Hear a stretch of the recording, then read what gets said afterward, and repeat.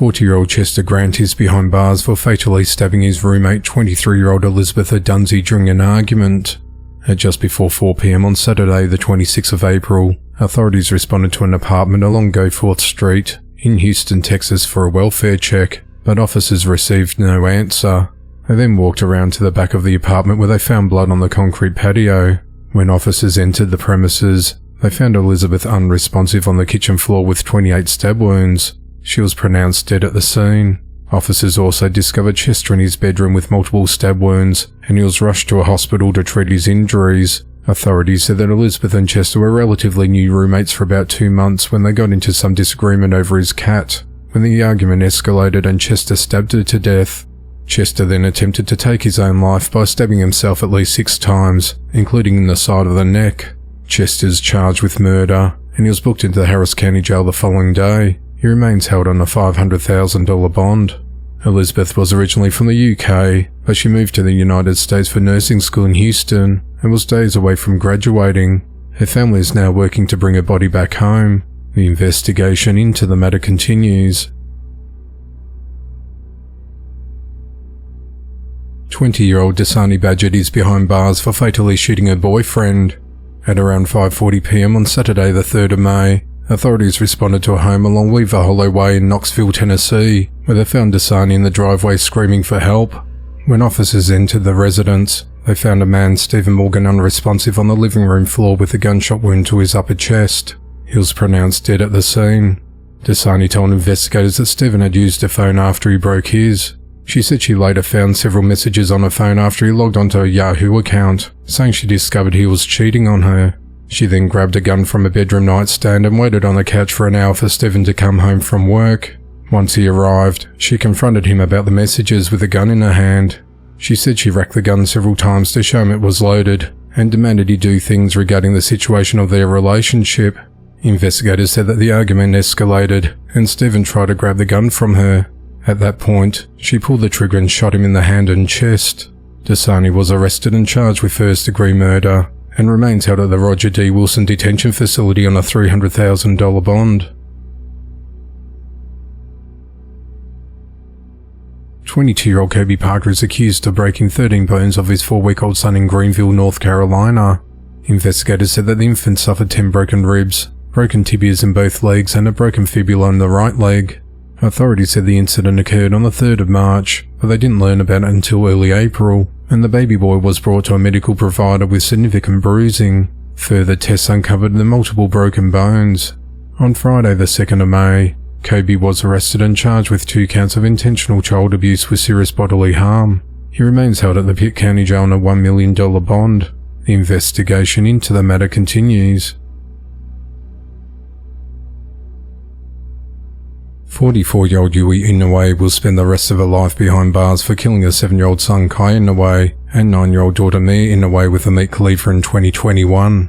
On the 2nd of May, Inoue appeared in the Maricopa court in Arizona and received 2 consecutive life sentences following her conviction in February for 2 counts of first-degree murder, 2 counts of child abuse, and 1 count of disorderly conduct for the deaths of her 2 children. She was also ordered to spend 35 years in prison for the last 2 charges.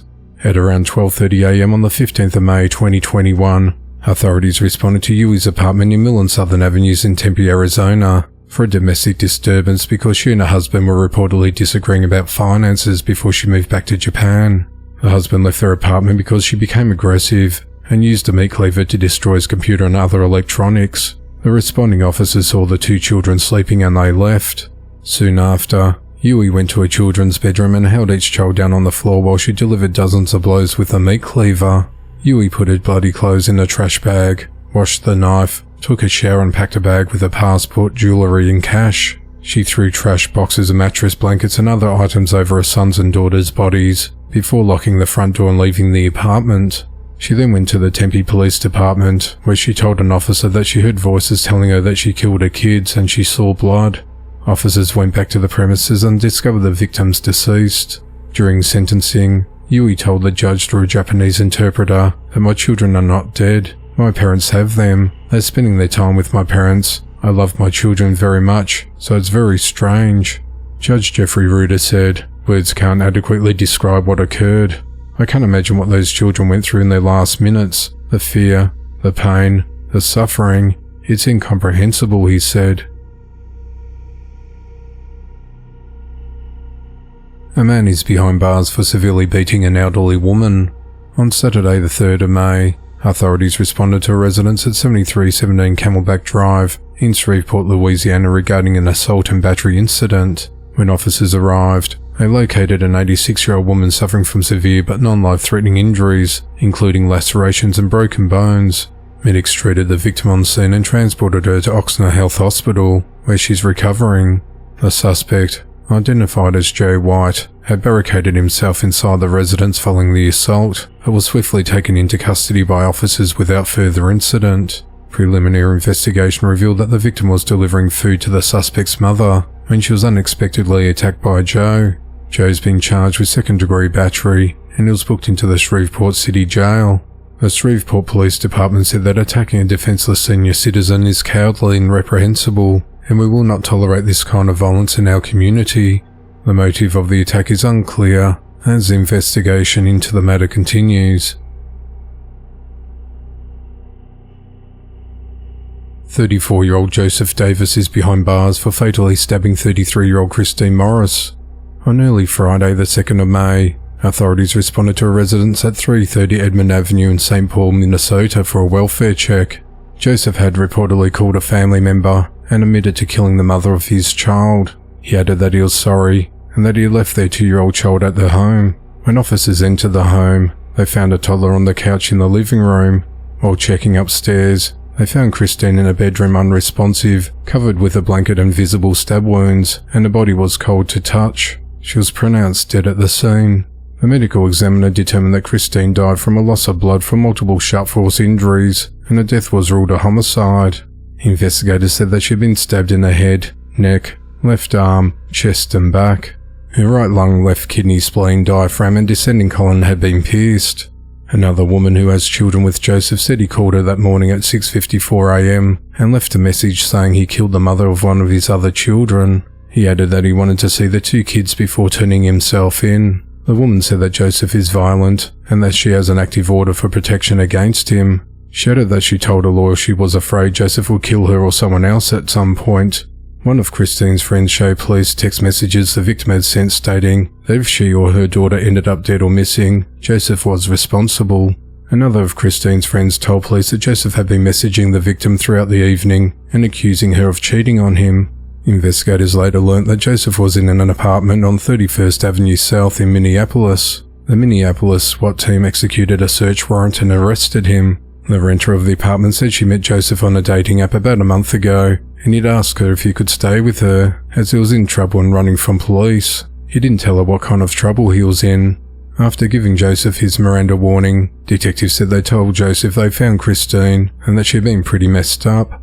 When asked how it happened, Joseph said that Christine had been cheating on him and manipulating him for over 5 years. He claims he set up a recording in the house which captured her sleeping with somebody, though he then admitted the recording was grainy and hard to hear. He said an argument turned physical when he confronted her about lying, and he started stabbing her. Joseph said the stabbing began on the bed, that Christine rolled off, so he sat on the bed and watched her take her last breaths. He then covered her body because he didn't want to look at her. He said he should have never stabbed her, and that it was brutal and he felt bad. "She suffered, bro. She definitely suffered," he told police, adding that the stabbing wasn't planned. He then stated that he didn't remember where the knife was because he had blacked out after he left. Joseph is charged with second-degree murder, and he remains held at the Ramsey County Jail on a $2.5 million bond. 21-year-old Carrie Johnson has been arrested after she broke into a vehicle and assaulted the owner. On the morning of Sunday, the 4th of May, authorities responded to a report of a theft in progress on South Henderson Drive in Hopkinsville, Kentucky. Hopkinsville police said the homeowner called for police after he found Carrie inside his car in a broken window. She was reportedly extremely intoxicated and attacked the homeowner with pepper spray and injured his finger. Carrie was arrested and charged with second-degree assault, alcohol intoxication in a public place, and second-degree criminal mischief. Police are investigating a homicide following a fatal shooting in Franklin County, Virginia. At 11:52 a.m. on Monday the 5th of May, authorities responded to a report of an unresponsive female in the 500 block of Holly Ridge Road in Henry, Virginia. When deputies arrived, they located a deceased woman sitting in the driver's seat of a vehicle with multiple gunshot wounds. The victim was identified as 24-year-old Emily Grace Keene of Callaway, Virginia. Her body was transported to the office of the chief medical examiner in Roanoke, where her death was ruled a homicide. No suspects or motive in the killing has been announced, as the investigation into the matter continues. 62-year-old Dana Haub is behind bars for killing 75-year-old Stanley Brown, who claimed he shot in self-defense. At 9:14 p.m. on Thursday the 1st of May, authorities responded to a report of an injured person outside a home in the 18,000 block of 490th Street in Mystic, Iowa. When deputies arrived, they found Stanley lying unresponsive in the front yard with a single gunshot wound to his chest, and he was pronounced dead at the scene. While at the property, deputies spoke with Dana. He claimed he shot a Hispanic man in self-defense. He told deputies that he was inside the building when he saw 3 Hispanic men in the driveway, who he believed posed an immediate threat. Dana said he went outside to grab a gun from his car before he confronted the men. Dana claimed that during the alleged confrontation, Stanley, who was one of the men, advanced toward him. Dana told investigators that he shot it at Stanley before he fired his pistol at him 3 times. Dana said that he shot the man with the intent to kill, but when Dana was told that Stanley had died, Dana then denied shooting him. Dana also told investigators that he didn't see Stanley with a weapon throughout the incident.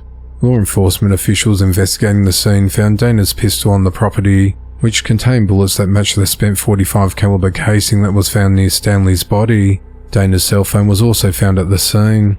Investigators noted that there was no evidence of 3 Hispanic men being at the property before, during or after the shooting, and that there was no evidence to support that Stanley was a threat to Dana before his death.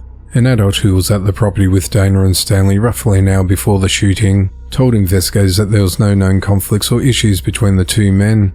Dana was arrested and charged with first-degree murder and is held at the Upper Neuse County Jail. The investigation into the matter continues.